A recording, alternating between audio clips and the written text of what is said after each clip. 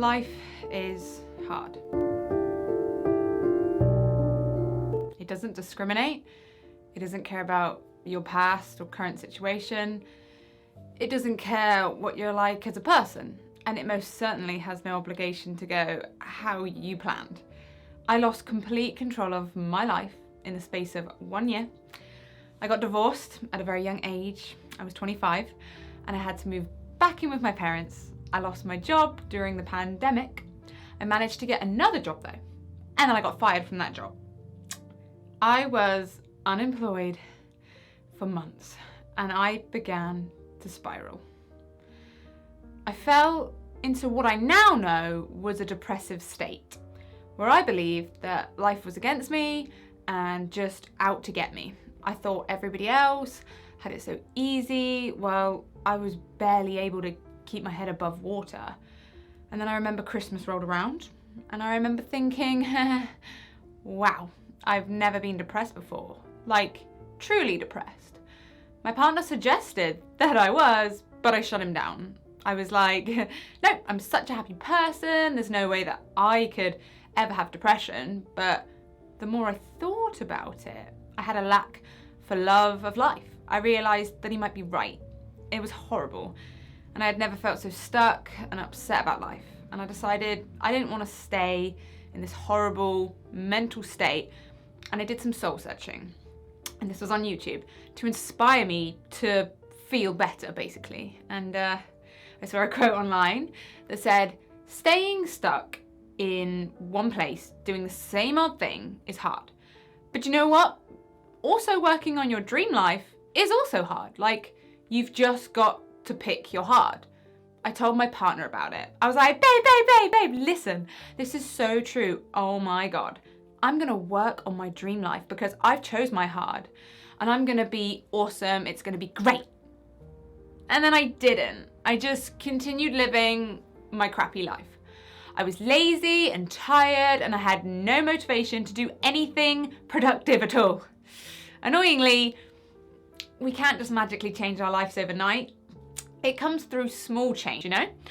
One day you decide to delete a time-sucking app off of your phone, and maybe the next week you decide to start writing these cool ideas you have and goals you have down in a notepad, instead of just forgetting them, letting them fall out your brain. And then maybe the week after that you start eating healthier. You're snacking on a handful of nuts or a handful of strawberries instead of grabbing a donut for just a quick sugar hit that doesn't make you feel satisfied. Small positive change in all areas of your life comes, and it grows just 1% a week, and it starts to gather and compound, and that's what we need, really. I didn't just snap my fingers and be the perfect version of myself. I just replaced a bad habit with a good one, slowly but surely, little by little. With nearly 29 years on this planet, I've realized that life only really has two options. Number one, give up. Or number two, keep pushing forward. Now, some people may argue that there is a third option, which is staying stagnant and doing the same thing day in, day out. But I think that's also kind of giving up. You give in to the mundane, the boring, and you're literally just living Groundhog Day on repeat. You're not content, and you're certainly not happy.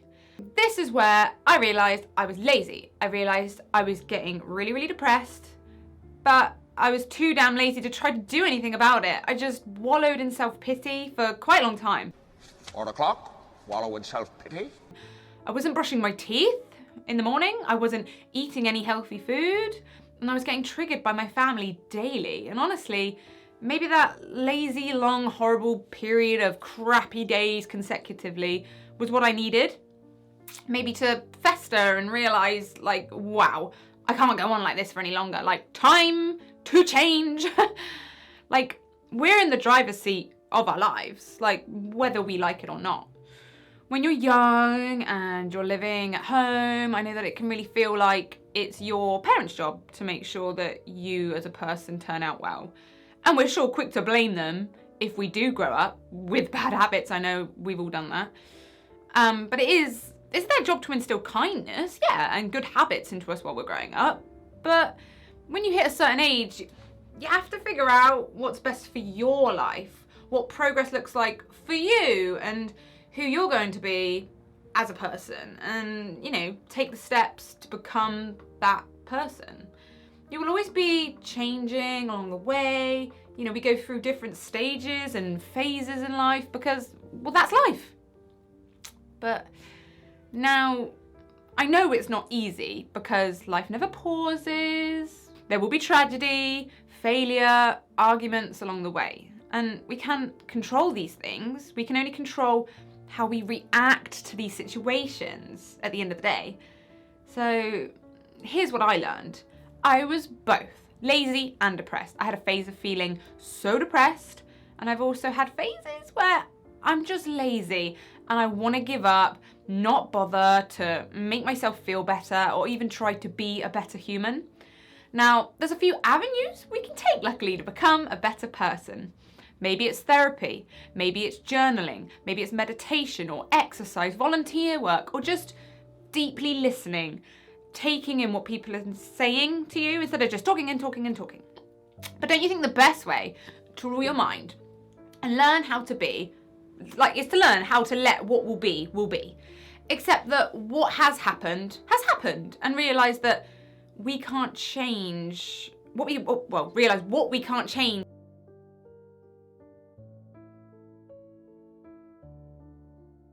If I had that skill when all these horrible things were happening to me, I probably would have had a better time dealing with it all. I should have been confident in the fact that I know how to get up, dust myself off, get out there, and get back into the world, and get yet another job and rebuild. And I do know how to do that. I knew the exact day that I had learned to let what will be. I'll never forget. I'll set the scene. Skip to 2 years later, and I'm with an awesome guy. We're engaged, we have a beautiful baby girl, and we're renovating our kitchen, okay? Scene set. Now, for the purpose of this story, you need to know I had been doing, I think it's called talking therapy after I had our baby girl, because the postpartum was hitting me hard. And I told the therapist about the fact that I was a control freak, I had these issues, and how I took everything so dramatically and it was literally the end of the world. And I would just get angry and upset so easily. She suggested that I work on the art of letting what will be. So that's what I did.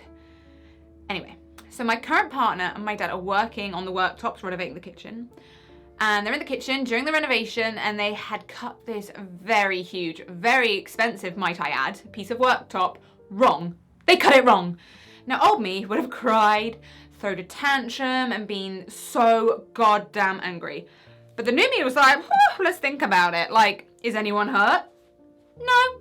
Can the situation be rectified? Yes. Is it the end of the world? No. Can we just go buy another one? Yes. So the only issue was the money it cost. It's annoying to pay that again, I guess, but thankfully, as my dad did the cut wrong, he offered to pay for the new worktop. So everything was literally fine. No harm, no foul. They went to the DIY store, then and there. They got the other one, and within, I think, about an hour, had cut it correctly and put the new worktop in, and it looked amazing. I remember thinking how proud I was of myself.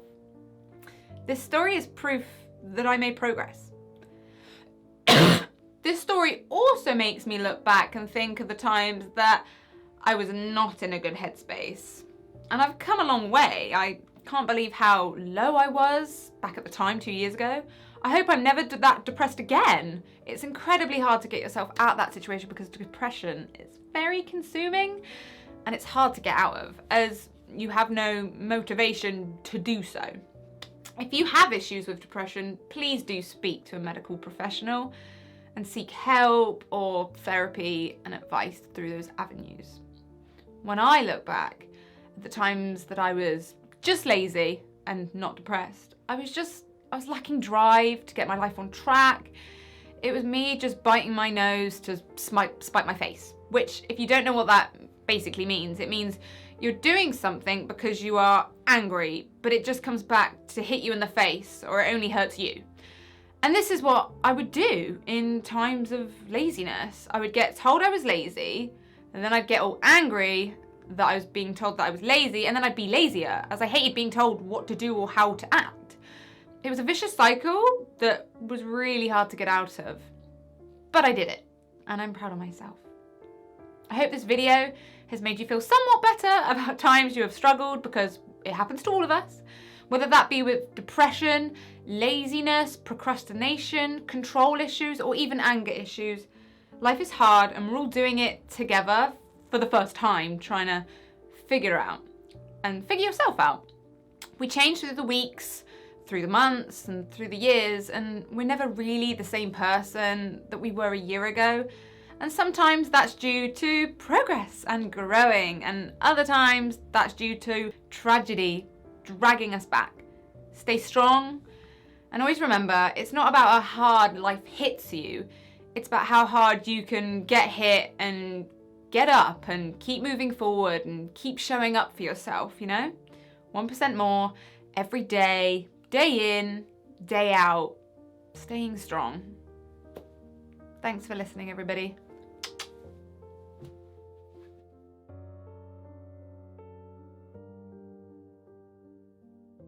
You, me, or nobody is gonna hit as hard as life. It ain't about how hard you hit.